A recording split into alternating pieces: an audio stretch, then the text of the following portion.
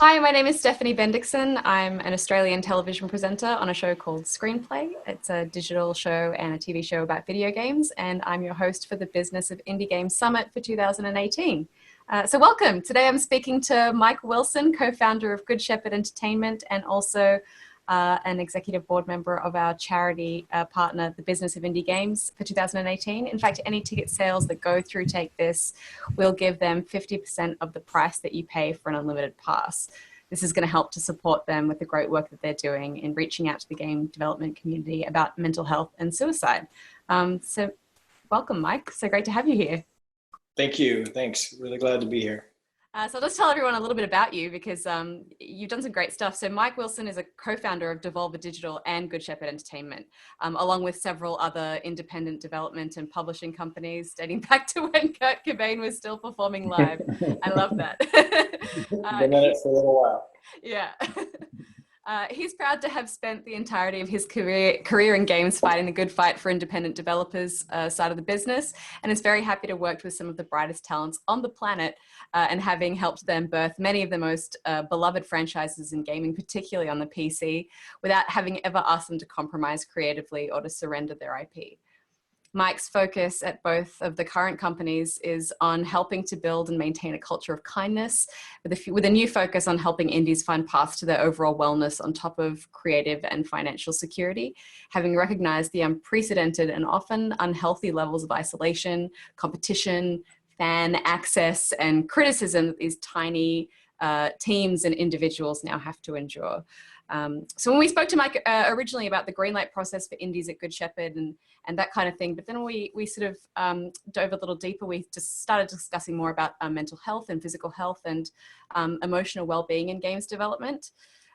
Because as I understand it, you've seen a lot of indies become almost like hospitalized and things over the years because you know, of all of the stress and the viciousness and the lynch mob of social media and all that kind of stuff. So I thought we would spend a little bit of time talking about that and what can be done to avoid it, because no one's working environment should lead to that sort of thing. Yeah, it's an issue that's come up the last few years. In particular, working just Devolver and Good Shepherd are both pretty small companies, and we just deal with, I think Devolver publishes maybe a dozen games a year and Good Shepherd's maybe 5 or 6 so far. But just with that small number of developers, we've had 4 different projects with a team lead go hospitalized in the last 2.5 years. So, and some of these are our very most successful developers and others are first timers, but these are teams of 2 or 3 people. And so when one goes down, it's pretty rough. It's pretty hard to finish one of these projects. So while it's not the most fun thing to talk about, it's sort of become impossible to ignore. And I wouldn't feel right about not discussing it whenever I have a chance, just to, increase awareness and make other people feel more comfortable speaking about it. The thing about the video game community, it's hard for people to talk about stuff. although we're okay, like telling each other about our gaming experiences, we're not really comfortable talking about ourselves, especially not with regards to things we think will make us seem different. Especially as it relates to depression and anxiety. What we're trying to do with Take This is give video gamers the idea that, it's okay to acknowledge that you have a mental health issue, that you're not alone. The idea that nobody will miss me if I'm gone is a pervasive one in our community.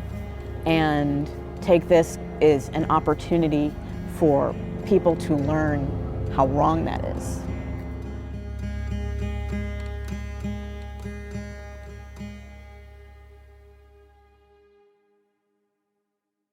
I had no idea what the conditions were like in some sort of studio environments. And I think I watched Indie Game, the movie, and that was a really big eye-opener. Yeah, it's a great film. Everyone who's interested in this medium should watch that film for sure. Do you feel like there is a bit of a stigma attached to mental health conditions in the games industry? Well, yeah, I mean, just in life, no one really wants to have it known, usually, especially in the industry they're choosing to work in, that they sometimes can't count on themselves to be healthy mentally. And It's tough in any industry, but in one that's so creative, and it's, with these really small teams, you don't have the normal silos in the big studios of your engineers over here and your artists over here and your writers. It's just all these few people, and they tend to be very creative, very sensitive people in the first place.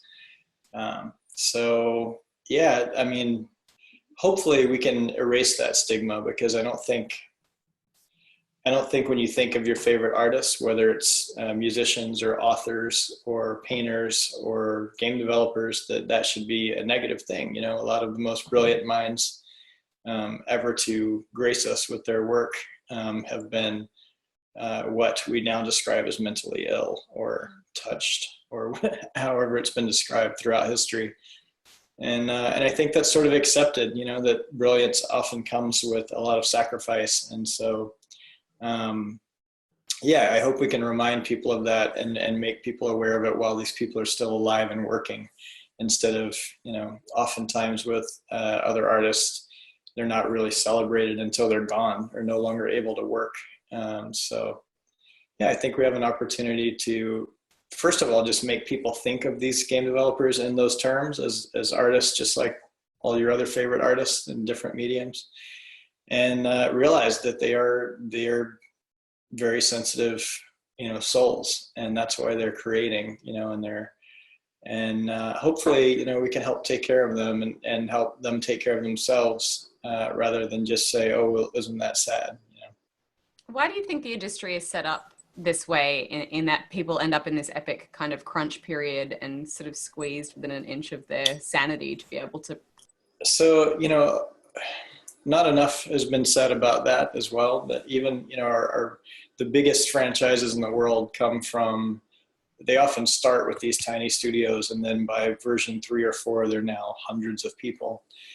And, people fight tooth and nail for jobs in studios like that, because, it's like, if you're a filmmaker, of course you want to go work on Batman or The Lord of the Rings or whatever it is, to be able to say, I was a part of that. The difference is, so far in this industry, these people aren't protected by unions or any sort of collective bargaining. So they're being taken advantage of in the same way that artists, in music and film were before they unionized and that they could fight back. And that's a really big question. I'm not sure how that's going to be solved in our industry, particularly because our industry is so global. And that's what's wonderful about it. And so what works in one country wouldn't necessarily work in another. But at some point, the artists have to band together, I feel like, and be represented. Otherwise, they're just going to continue to be taken advantage of. And that's sort of how it's happened. It's happened in every time that art has met commerce throughout history. And something at some point has to fix it. For these smaller teams, like the ones that we work with, and we love working with so much, it's really more about their personal resources than any sort of, they impose their own crunch culture, and it's usually just from not knowing any better. Like, it's when you're doing everything and the thing's already taken twice as long as it was supposed to, and you're doubting yourself, and your partners are doubting you, your significant other is long gone. It's hard to go, well, I should work less. Yeah. It's really tough. What are some of the things that you think can be done to manage these kinds of stresses in a studio environment, I suppose? In a studio environment, the larger studios are starting to starting to implement some systems to help people stay healthier, honestly, so they don't miss as much work. And as cynical as that sounds, it's the truth. And these public companies and these hundreds of millions of dollars projects, if you say we can reduce people missing work by 1%, then suddenly that matters to these corporations. So a lot of them are starting to institute, wellness programs of some sort, whether it's a free access to a gym or, a certain type of lighting or whatever it is that you might need. It's really so individualized, and it's hard to say what's going to work for any particular person. But what we know doesn't work is not talking about it and trying to like nothing's wrong. And so I think that, you know, whether it's a big studio or a smaller developer, like the ones we work with, you know, the first step is just talking about it and not trying to pretend it's not there. You know, it's just like, it's really everything, you know, because that's really been the travesty of any sort of mental health issue, is that you don't feel like you can talk about it without, you know, you're going to be fired or judged or whatever it is. So. Social media as well can be brutal, because I think everyone seems to have a sense of ownership over a game from the moment you announce that it's even a thing. Yeah. And I think that can be really tough for indies already facing so much pressure with, you know, release dates and all that kind of thing. It is. How can they handle that kind of, I guess, aggression over social media? It's a really good question, Stephanie, and I don't have the answer. And, you know, unlike all of these other types of artists we've talked about throughout history, no one in the history of making art has endured the level of access that these people have, that any artist has now, you know, access to your fans and your haters, and them having access to you. With game developers in particular, I think we all know that gamers, for whatever reason, super wonderful people when you meet them for the most part, but just a notoriously rough bunch online, a very sort of immature bunch.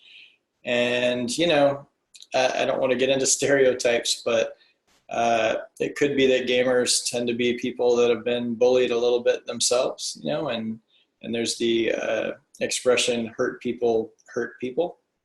And I think that's often true. I think usually when you find somebody that's lashing out at somebody trying to hurt them online, it's somebody that's been hurt themselves, you know, and it's just like schoolyard bullies. You try to side with the bully so that you're not one of the ones getting bullied, whatever.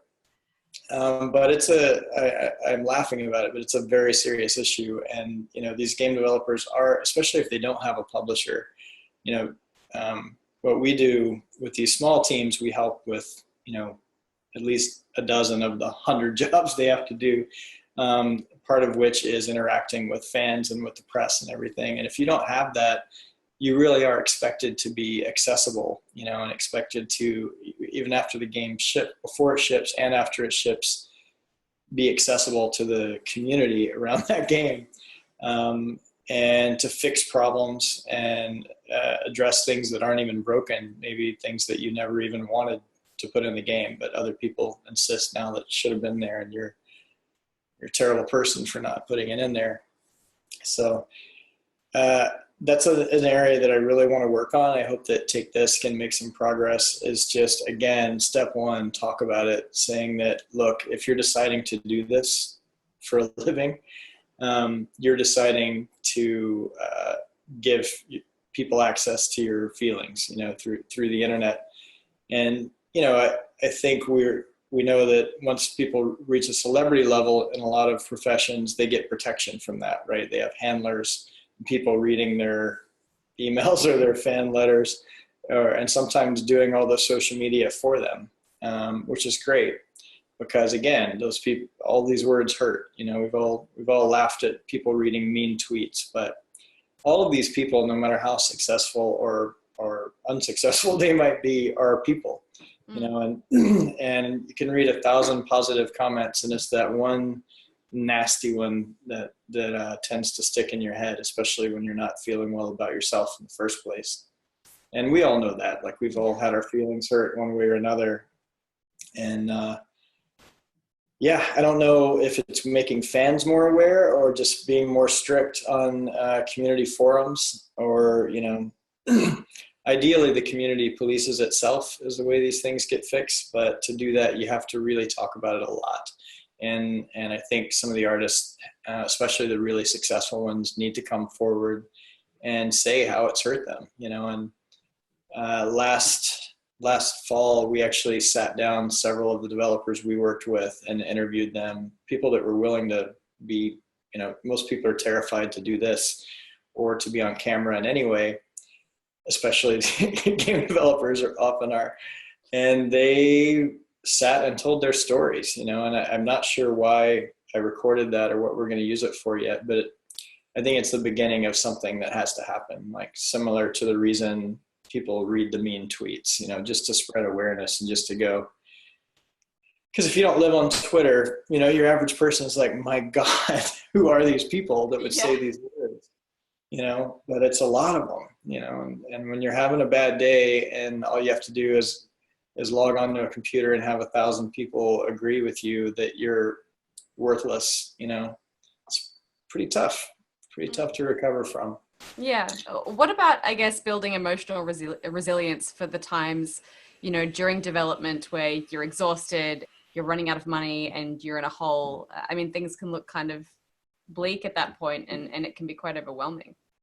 Yeah, I think it's really important to build a community as best you can with actual people that you can sit down with face to face.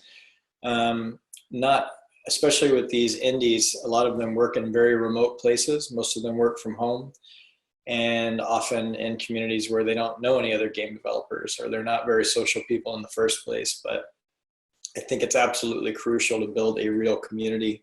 It doesn't matter if they're with other game developers. You can find other things to talk about, But I think what we're all finding out is that online communities are not real communities. Like they don't feed you in the same way that an actual community does.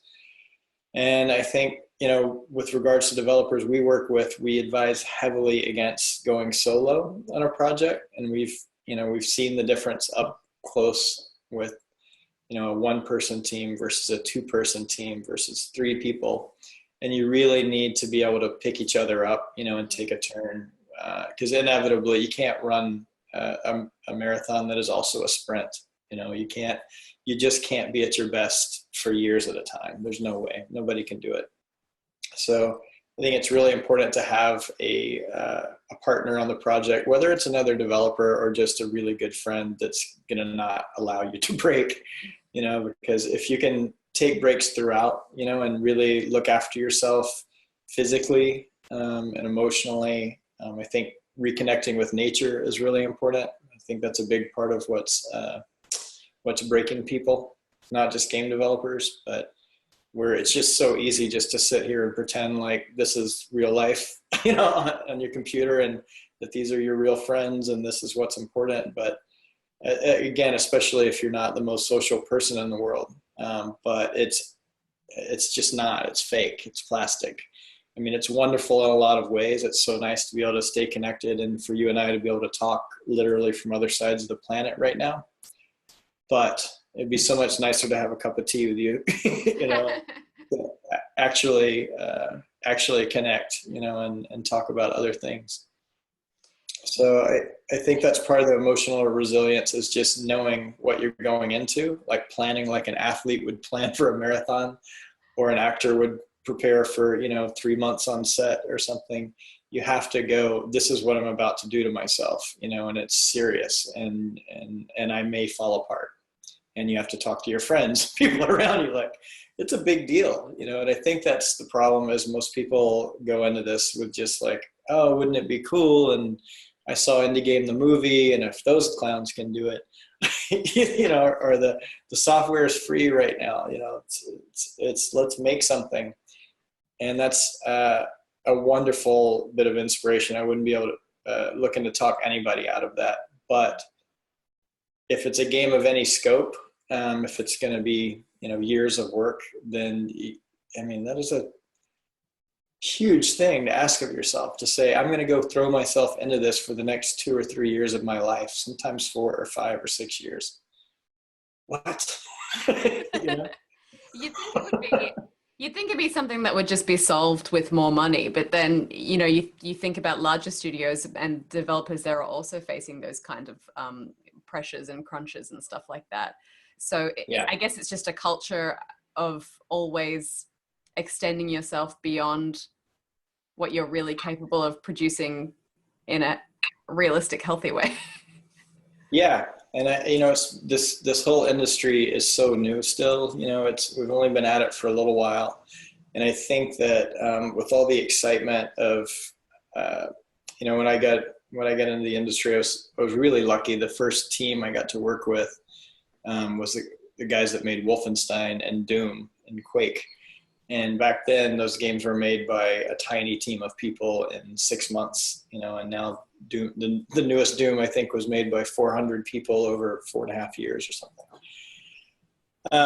But I've been lucky enough to be able to watch from that beginning to this rush to the bigness, and to be taken seriously as an art form. And I don't know if we've gotten that there still in pop culture, but screw pop culture. I think those of us who have actually been exposed to games have been blown away, with the growth and the progress and the scope.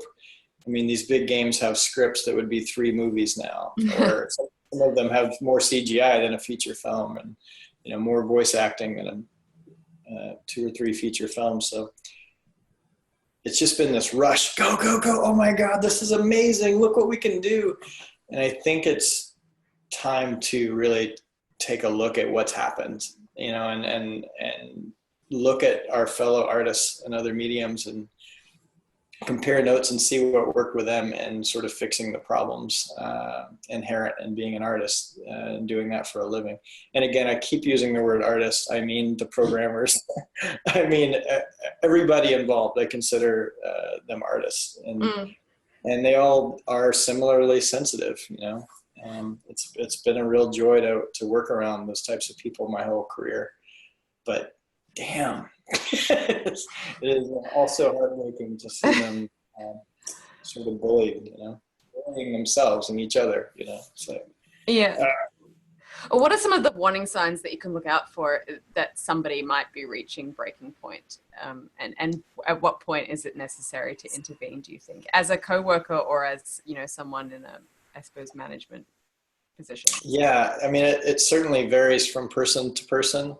But you can usually, if you're paying attention, I think step 1, pay attention to other people, and when you see a drop in energy, note that and talk to the person about it. And again, those peaks and valleys are normal, right? So I think the difference is a depressed person doesn't see that there's ever going to be another peak. It just seems like, it's only going to get worse. And I think when you see people being constantly negative, maybe that if that's not the norm for them, that's a sure sign, because or just not wanting to talk. You just have to note changes in behavior, and again, step 1 is getting out of your computer and actually paying attention to the people around you, if you're lucky enough to have people around you. And then, again, just talking about how I think if it just becomes a common thing for people to just say, just like they would say, oh, I've had the flu or whatever. If somebody just says, yeah, I've been really super depressed the last week, and that's just a normal thing to talk about in the office, as it should be, then, you've solved a lot of the problem right there, because people will self-identify. If you remove the stigma, people will say, I need help.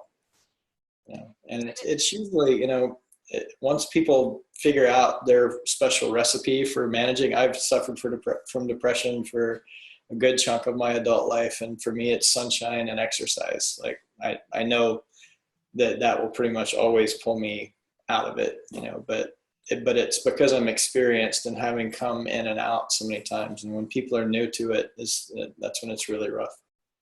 I'm big into hiking. Anytime I feel like even slightly down, which I guess is exactly what you said, it's sunshine and exercise.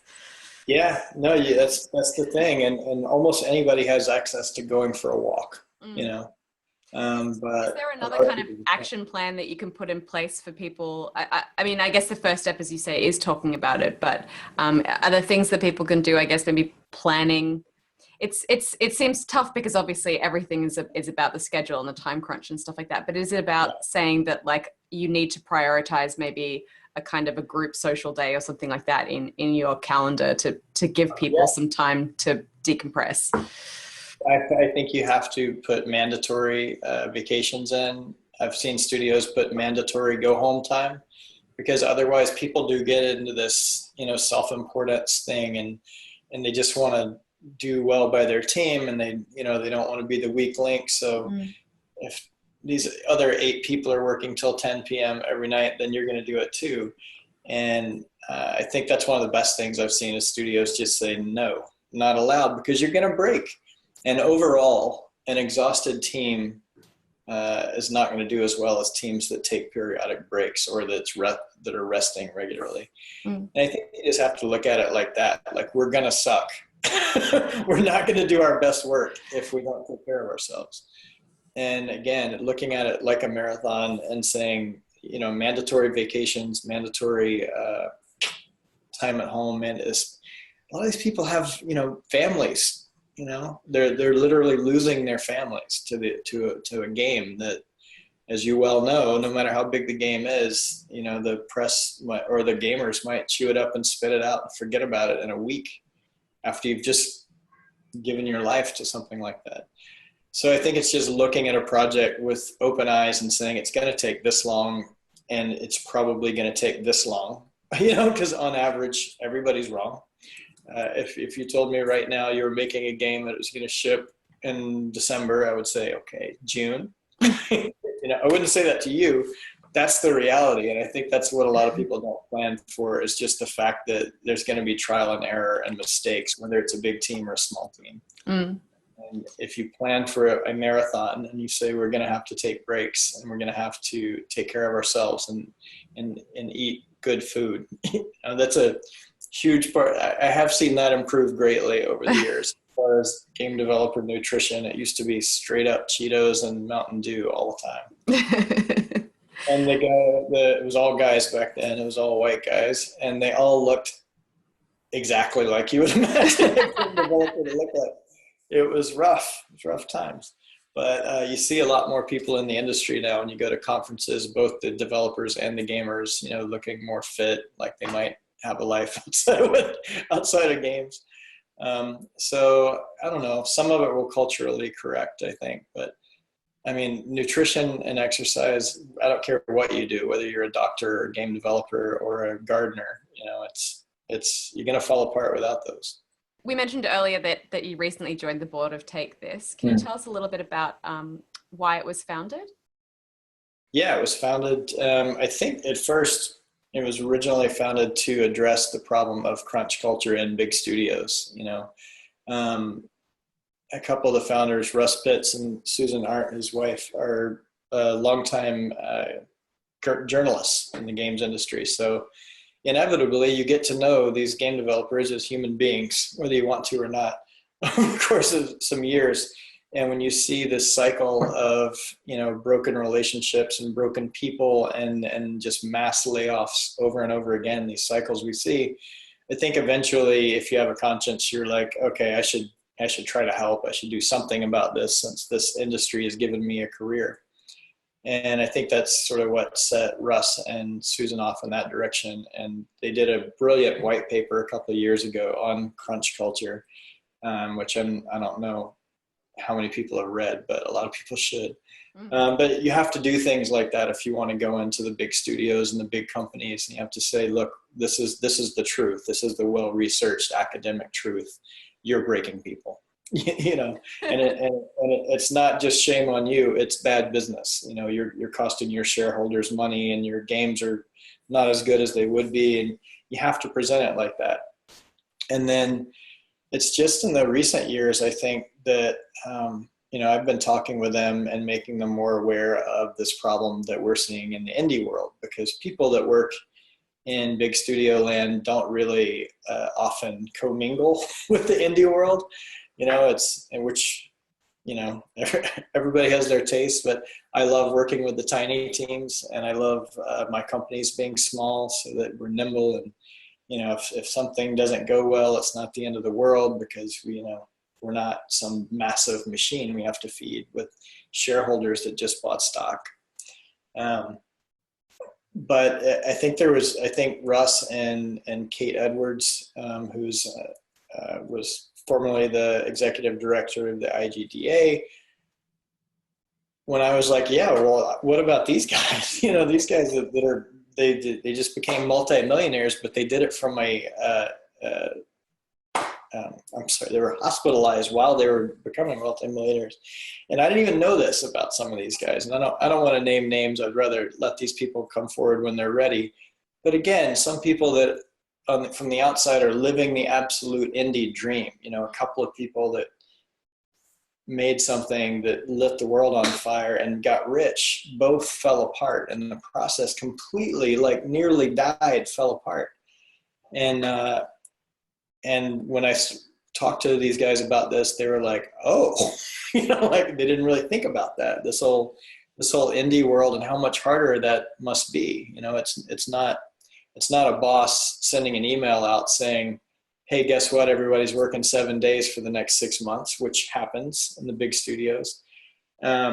It's them doing it to themselves, you know, and their fans, the people doing it to them, and just faster, more and more. And it's just not sustainable, you know, and it's not that these people aren't going to keep making games, but they're going to have to learn to take care of themselves, you know. And so I think with this new indie wave that has been so wonderful and has brought so many new voices to the medium, it's not just a bunch of techie white dudes making games anymore, which is fantastic. You're seeing all of this new wave of creativity, but you're also seeing a whole new wave of people not knowing what they're getting into. And we've all seen with Gamersgate how hard it's been for women trying to get in, whether they're gamers or game developers, games journalists, I'm sure. But it's not just them. It's like, it's everyone getting brutalized. It's like, how is that possible? How can there be so much meanness in the world when we're literally talking about games? You know, like the whole point is to be having fun.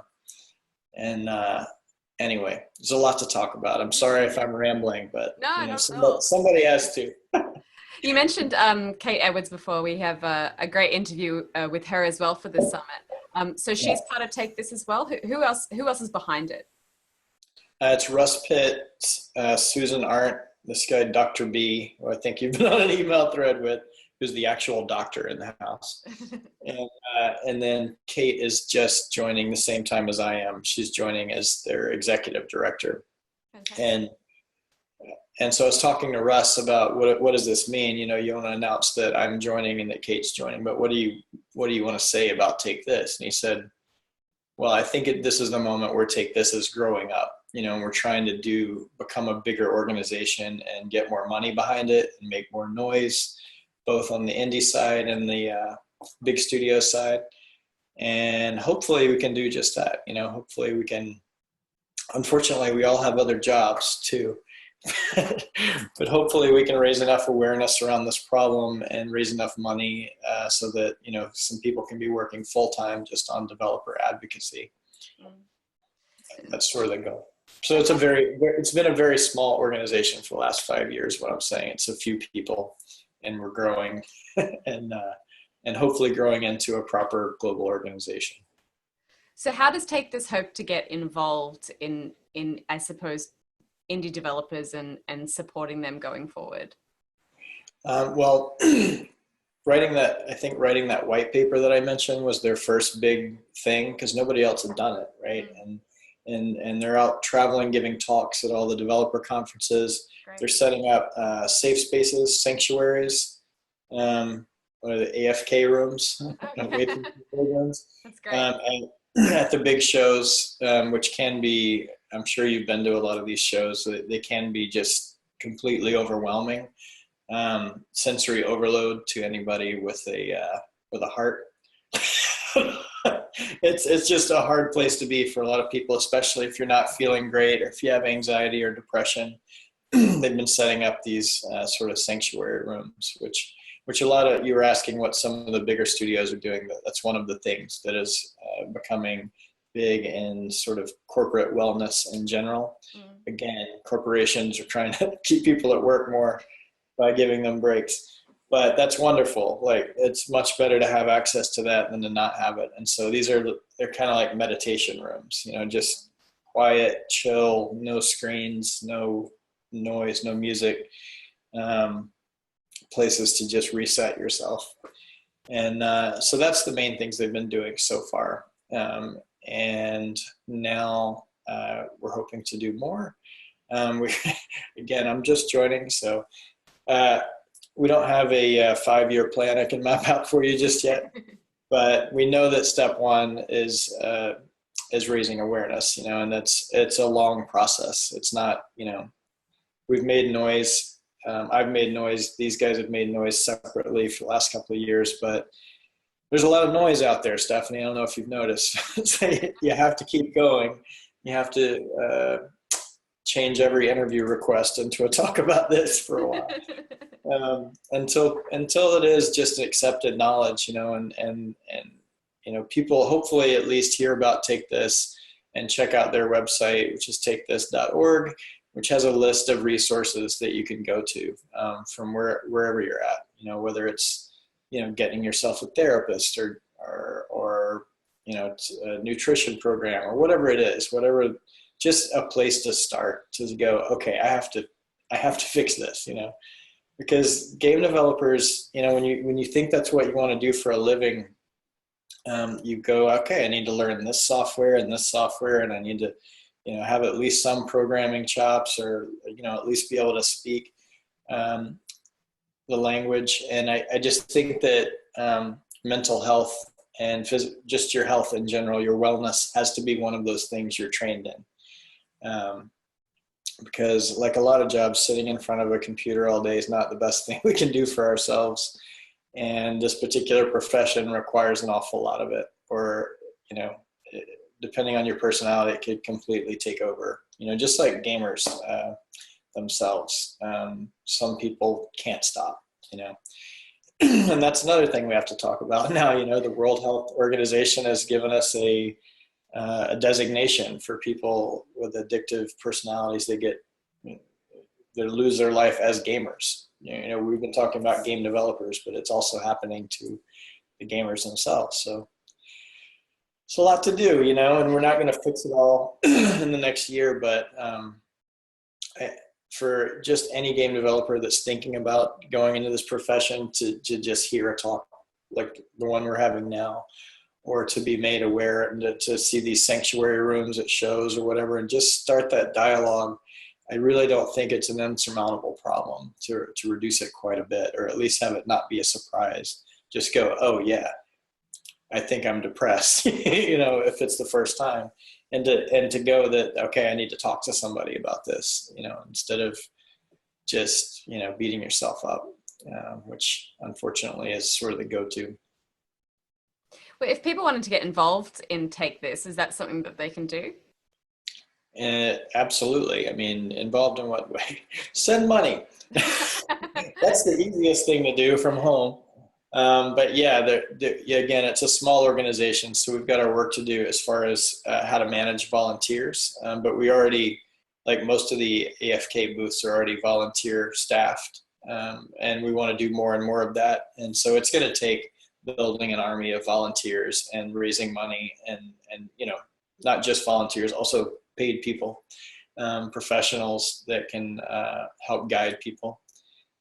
So yeah, please follow the story, takethis.org, and you find out how to get involved there. Awesome. Probably the worst company spokesperson in history. No, not at all. But to remind you, if you do want to pledge money to support Take This online, you can do that at takethis.org. And if you upgrade to an unlimited pass for this summit, 50% of those profits will go directly to Take This. That's right. Thank you very much for that. That's pretty cool. Mike, how can people reach you on social media?